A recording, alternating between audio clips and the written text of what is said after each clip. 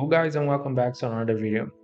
We're going to continue here so you can understand more about Visual Studio Code. I already have this guy downloaded here on my computer. I don't know if you can see, but I will share my screen the right way here. Okay, so this is my Visual Studio Code interface. Your Visual Studio Code interface is probably just like this one. And I'm going to introduce you about everything that we have inside of this tool. That this is a very important tool when it comes to development.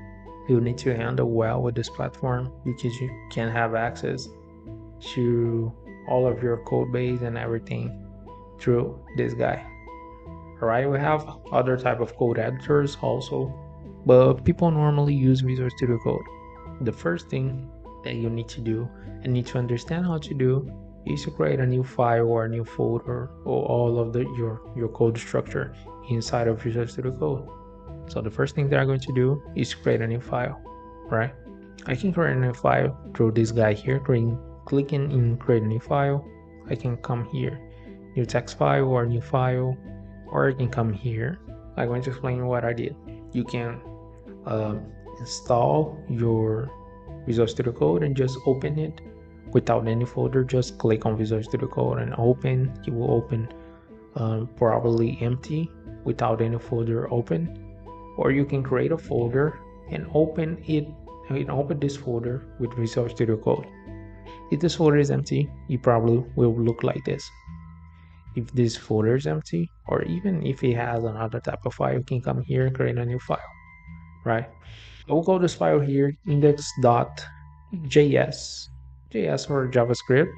We are not going to start to create JavaScript files by now, right? But it's just so you can learn how you can create a file here. You just need to come here. If you are inside a folder, new file, and give the name and the extension that you want. You can come here, write index.md, index.cs, index.java, index.r, index.ruby, index.go, index.ts from TypeScript. I can create any type of file that I want here with the extension that I want. This is one of the privileges that you have if you create a new file without any extension or anything else. You can put the extension that you want and your Visual Studio Code interface will understand that. You can create a file. You can also create a new folder. Let me call this structure so I can access this file. If I want to open a file, I just need to double click on that, right? And I can put as many files that I want to. This is the same structure as a normal folder, right? Coming back here to the welcome page, I can clone Git repository. I'm not going to enter in that right now. You can connect to another WSL or to another host or to a Windows server or everything else through your Visual Studio Code, right? You can open a container that is related to Docker. You can connect to remote computers and everything else. You can do all that. You can start collaboration, right? You can write code with someone else, collaborating to your share your screen, or you can join your collaborating session. You can do really a lot of things here, right? So you can also go through some walkthroughs, get started with Visual Studio Code, learn the fundamentals, get started with GitLens, GitHub Copilot, Python. They have a lot of different courses here. Get started with Docker, and I'm right, but I'm not going to enter in these guys right now. I have the remote explorer. There's some of the connections that I already did, but I'm going to pass through everything, these tools that we have here in this panel, so you can understand what is this guys here. The first one is the search. That is the famous Ctrl+Shift+F that you can search through your file structure to something here, right? I can search for like index, or I can search for a word or something else. He will search instead of all my structure for something that has this name. This one is the explorer, that is the file structure that I have. This one is the branch. This guy here, right? Let me just read this for you. The folder currently open doesn't have a Git repository. You can initiate a repository which will enable source control features powered by Git. So I already explained you a little bit about Git, but you can use Git inside of Visual Studio Code, and we use this guy a lot in this course, right? And they have some docs to explain about Git and the source control here, because you can use Git through your command line, or you can use through Visual Studio Code. You don't need to write any code to publish your changes to this using Visual Studio Code. You just need to go here and do all the things that will appear to you as soon as you have a initial repository from Git here. This one is the debugger, run a debug. For some type of languages, you can run and debug. Debug is when you're trying to search for something that is not right, and you can compile your code line for line, right? And what is this line? Let me just give you a quick explanation here.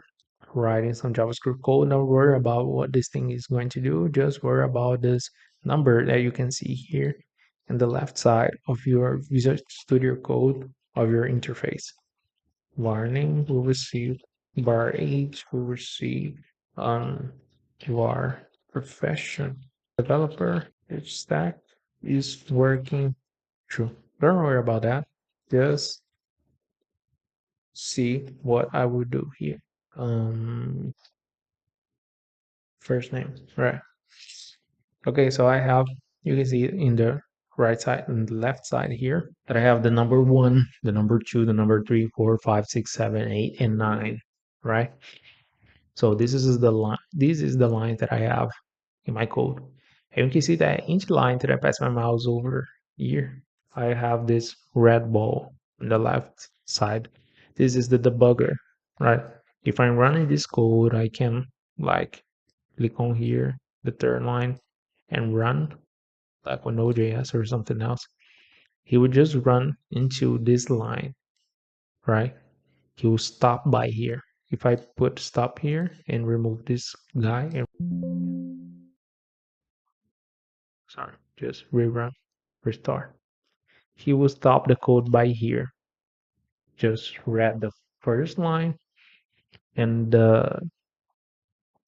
stop it at the second line. You can see that I have the first name here, that is Lucas, but I don't even have age in this guy. If I rerun, I will have age, but I don't have what is inside of developer. So this is what we call the bug. We can see line by line and try to understand what is happening, right? So this is the bug.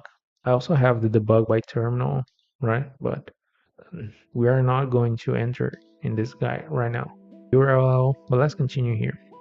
This is the extensions. The extensions is the extensions that you probably will need to have inside of your Visual Studio Code, and this extension will help you to write code, will make your life easier when it comes to write code, because you have some tools here that will help you to make things that maybe they are harder to do, but with this extension you can do that in less times, right? So you have auto close tag, auto import. I have this guys installed here. I also have this extension here that I need to restore. JavaScript and TypeScript nightly, auto close tag, auto import, dev containers. This one is the ones that I already have installed. Docker, ES7, React Redux, React Native, GitHub Copilot Chat, GitLens, Live Share, Live Server, Path Intelligence, Prettier. This is the extension that you can use to help you to write code faster, right? This is the remote, this is the GitLens, you don't need to worry about that right now, but this guy will blame when you do something wrong in GitHub. Have the Thunder client here, live share, and this is from the extension that I have downloaded, that is the Docker, right?